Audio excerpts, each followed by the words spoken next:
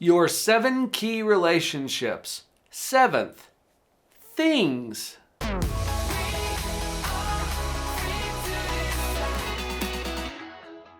Here we are at video number 7 of 7 in our series about your 7 key relationships. This one surprises people because we don't often think about having a relationship with things, but we do. One of the words for this is called stewardship. That word carries a lot of meaning for me because I think we have a responsibility or a stewardship related to how we relate to the things in our life.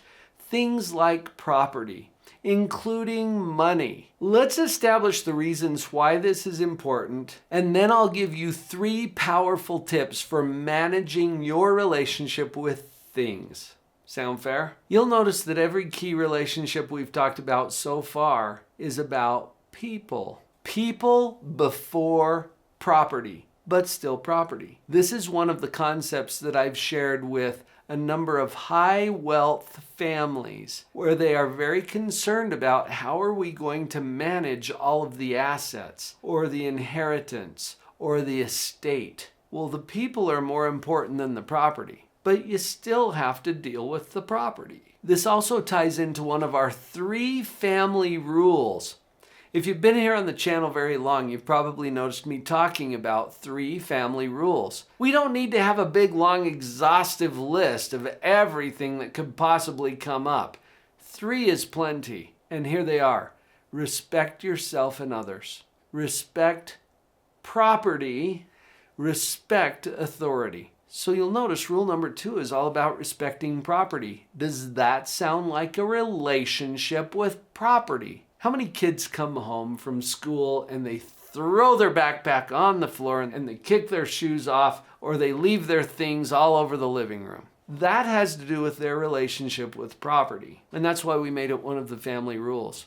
And it's not just in the family rules. In the country where I live, the United States of America, there is a document that a lot of people hold in very high esteem. It's called the Declaration of Independence. This document was written in the early days of the settlement of the United States of America as a declaration of independence from the British Crown. You might remember some of the words from the Declaration of Independence that we have certain unalienable rights. Now, the word unalienable means that it can't be granted and it can't be revoked. It's God-given, if you will. Unalienable rights of life, liberty, and the pursuit of happiness. That third one is really interesting because when you study the founding fathers and what they meant by that, the pursuit of happiness is the right to own and control property. So it's built into the very foundations of our country. How we handle property matters. It's not as important as how we handle people, but it's something that we can't ignore because it is essential to our pursuit of happiness. So here are those 3 powerful tips. But before I share those with you, will you take a moment to think of who you know who needs to know what we've talked about in these 7 videos, our 7 key relationships, and share the playlist with them. You get to decide how you're going to do that. We've got links down below that will make it easy. Share this playlist with someone who came to your mind when I mentioned it, and you know who that is. All right, now here's those 3 powerful tips.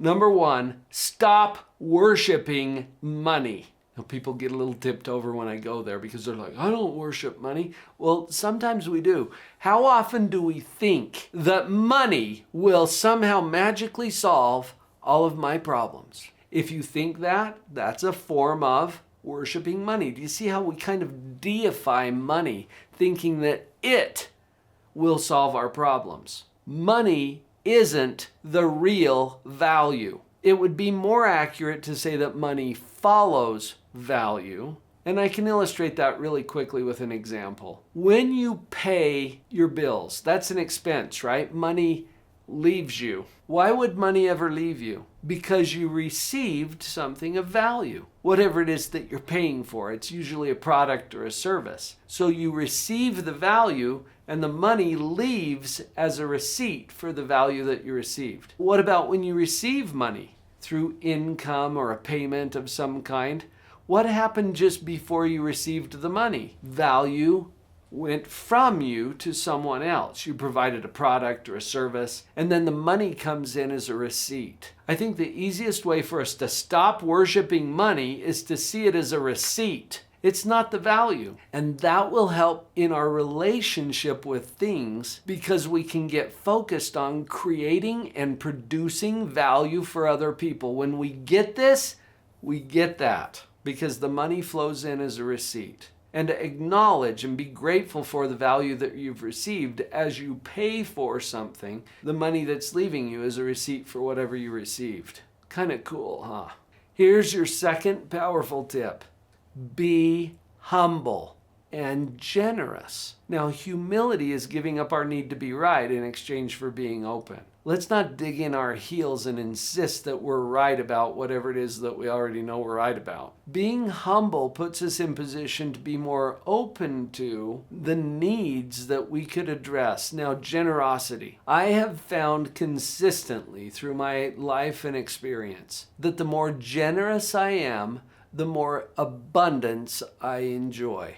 Test this. And if you ever have to err on the side of generosity. It will bless your life and the lives of those that you're being generous toward. If you need to practice this, find a charity, a nonprofit, a church organization, some way for you to make a philanthropic contribution or donation and be generous about it. There's something that one of my coaches called business karma, and that is that you open yourself up to receive more by giving more. It's kind of a neat thing. I want you to just try it, play with it, see what you experience there.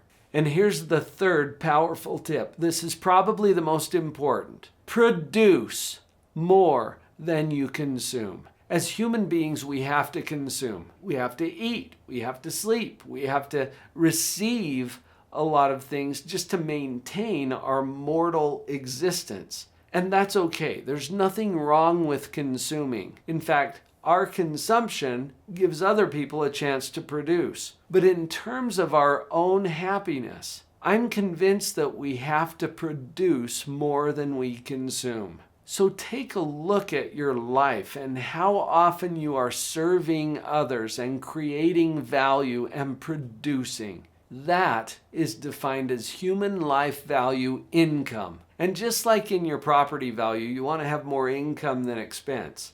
That creates a positive flow. In our human life value, serving more than we're being served, producing more than we consume, creating more than we destroy, creates a positive flow. It actually contributes to our own happiness and our ability to create value for others, which is all about this seventh key relationship, our relationship with things. I hope you've gained a lot from this particular series. We can take this up a notch. I have put together a free web class for you on positivity and how it supports all 7 of our key relationships. You can get there through drpauljenkins.com/positivity. Come join us. Let's take this to the next level for all 7 of your key relationships.